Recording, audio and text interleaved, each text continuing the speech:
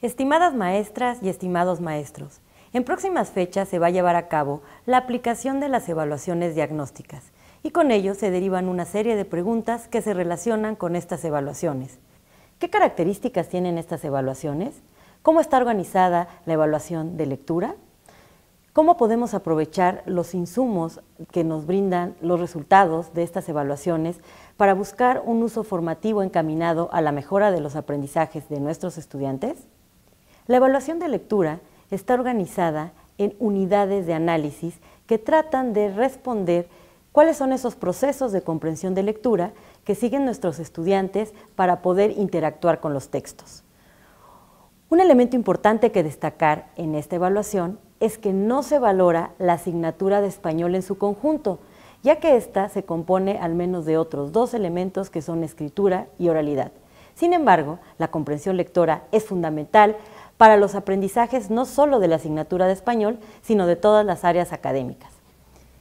La evaluación se organiza en 4 subprocesos de lectura que hemos denominado localizar información, integrar información y generar inferencias, analizar la estructura de los textos y una cuarta unidad de análisis que se incorpora en segundo grado de primaria y que tiene que ver con la fluidez lectora.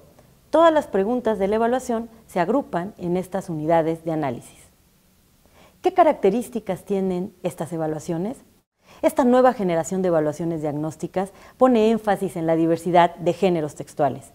Esta diversidad de géneros textuales incorporan textos informativos como artículos de divulgación, noticias, notas enciclopédicas, entrevistas, textos literarios como ensayos, poemas, fábulas, leyendas, así como textos que llamamos apelativos como instructivos, artículos de opinión y debates.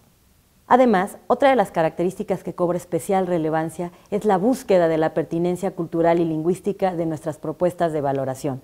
Para ello, se incorporaron aspectos metodológicos que tuvieron que ver con la entrevista de estudiantes de zonas marginadas de nuestro país, en las cuales se indagaba qué tanto podían comprender a partir de un lenguaje y de un contexto cultural, esas propuestas que nosotros incorporamos en las evaluaciones. A partir de esta información, se realizaron los ajustes necesarios para intentar no poner en desventaja a los estudiantes de diferentes lugares de nuestro país.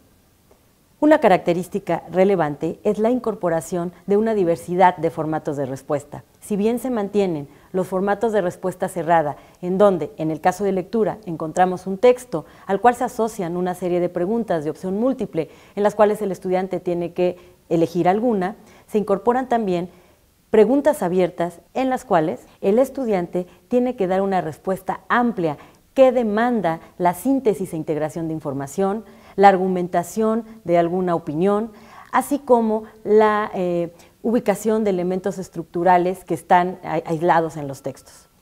¿Cuáles son los insumos que tienen a su disposición para poder realizar este análisis de los resultados? Se cuentan con cartas informativas de las unidades de análisis en donde se explicitan con claridad qué pretende valorar cada unidad de análisis. También se cuenta con tablas descriptivas en las cuales se hace una asociación curricular entre el elemento evaluado y los elementos con los que se asocia en términos de los aprendizajes y contenidos planteados en los planes y programas de estudio.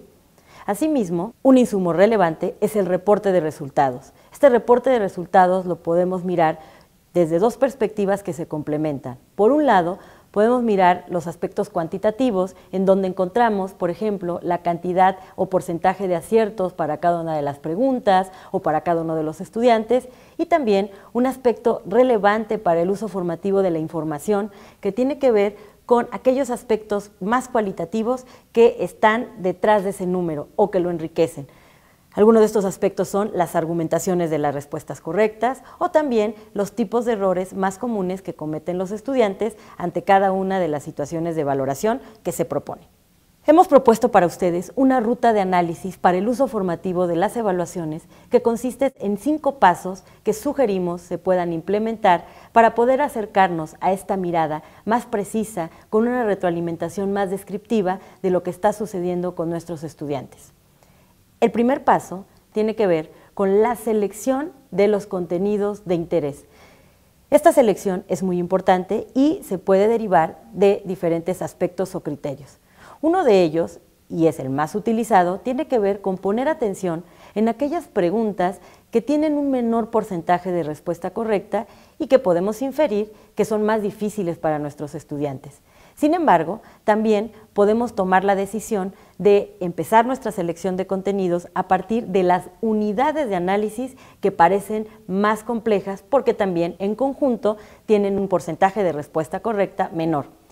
Finalmente, otro de los aspectos que se pueden considerar para la selección de estos contenidos tiene que ver con un interés didáctico. Por ejemplo, si tenemos un planteamiento curricular o una secuencia que está intrínsecamente relacionada con una pregunta, podemos utilizarlo como motivo de análisis y entonces realizar nuestra selección en ese sentido. En este caso, a manera de ilustración, hemos seleccionado una pregunta que forma parte de las evaluaciones de tercero de secundaria, en donde, se presenta una caricatura periodística y se presenta la pregunta que tiene que ver con identificar el propósito de este texto en particular. Se tienen 4 opciones de respuesta y el estudiante tiene que seleccionar aquella respuesta que considere que representa el propósito de esta caricatura periodística, que tiene una frase, la sangre atrapa a los tiburones, así como unas imágenes que podemos apreciar.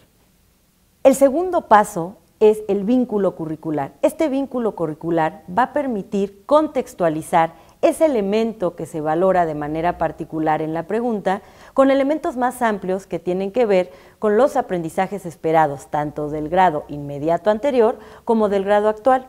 Es importante destacar que las preguntas no evalúan todo el aprendizaje, sino es una delimitación y selección de aquello que se consideró relevante y posible valorar a partir de una pregunta de esta naturaleza. En este caso, el interés es conocer cuáles son estas habilidades que tienen nuestros estudiantes para inferir el sentido crítico de una caricatura periodística. Tenemos un tercer paso. Nosotros lo llamamos detrás de la respuesta correcta. Detrás de la respuesta correcta implica entender qué habilidades requiere un estudiante para poder responder una pregunta de manera correcta. En este ejemplo, la respuesta correcta es la opción A y nosotros podemos encontrar que efectivamente esta caricatura periodística representa la crítica que hace el autor sobre el espectáculo que pueden crear los medios de comunicación ante una tragedia. En la experiencia del ciclo anterior, de una muestra aproximada de 75,000 estudiantes de tercero de secundaria, encontramos que aproximadamente 3 de cada 10 estudiantes escoge esta respuesta como la correcta. El paso número 4, y que resulta ampliamente interesante, tiene que ver con la posibilidad de aprender de los errores, es decir, poder identificar por qué razones nuestros estudiantes contestan otras opciones que no se consideran correctas. Este paso es una perspectiva que invita a mirar el error como una fuente de aprendizaje siempre y cuando se reflexione a partir de ella.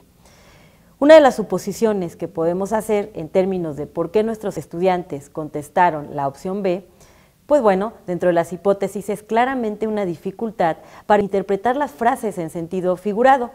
Si observamos, quienes eligen esta opción identifican que es un texto que tiene que ver con tiburones y que tiene que ver con el comportamiento literal de los tiburones, pero no se ha dado esta transición a una interpretación más profunda y elaborativa que tiene que ver con el sentido retórico de algunas frases que aparecen en este tipo de texto. Asimismo, podemos reflexionar acerca de nuestros estudiantes que contestan las opciones C y D. Y aquí lo que encontramos que este grupo de estudiantes, al parecer, pudiéramos hipotetizar, que sí logra interpretar algunos elementos figurados de esta propuesta, de este texto, pero lo hace de manera aislada, de tal manera que en la opción C, por ejemplo, son aquellos grupos de estudiantes que se identifican esta idea de medios de comunicación que representan los tiburones, pero no identifican la idea de la frase, ¿no? que hay una idea de un evento que llama la atención y que por eso se reúnen. Y en cambio en la opción D, encontramos que se pone atención en la frase, pero se desvincula un tanto de la imagen que también aparece con un sentido figurado. Finalmente, el paso número 5 es un paso que hemos denominado la aplicación de las orientaciones didácticas. Esta serie de orientaciones didácticas que pone a su disposición la Comisión Nacional para la Mejora Continua de la Educación es un recurso que tiene como propósito proveer a ustedes de herramientas que enriquezcan este conjunto de estrategias para mejorar el aprendizaje que fue motivo de interés. En este caso podemos mirar la orientación correspondiente a segundo de secundaria y al observar el índice nos percatamos que hay una estrategia que claramente se relaciona con ese contenido que fue de interés y que tiene que ver con poder reflexionar acerca del contenido, la función y las características de los recursos retóricos que aparecen y que suelen aparecer en textos como campañas oficiales, propagandas o caricaturas periodísticas. Dentro de estas orientaciones podemos encontrar aspectos como actividades de apertura, en donde se dan modelos, ejemplos textuales.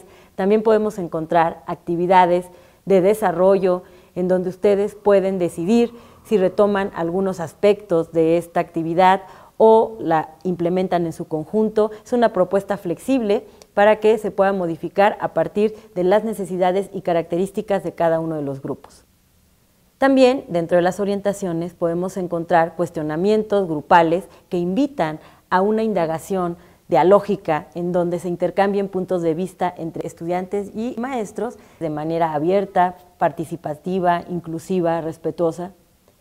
Y finalmente, en el caso de las propuestas de orientaciones didácticas en el área de lectura, se hace un esfuerzo por vincular procesos que están estrechamente relacionados, la lectura y la escritura, de tal manera que ponemos a su disposición una serie de actividades que tratan de vincular esos elementos que tienen que ver con la comprensión de lectura con un elemento escrito en donde los estudiantes tienen que poner las habilidades a disposición de un texto que tienen que generar y que de alguna manera, por supuesto, se utiliza para fortalecer esos procesos de comprensión de lectura. Recuerda, estimada maestra, estimado maestro, que la única forma de poder utilizar una evaluación formativa es el uso que tú hagas de los resultados. Muchas gracias.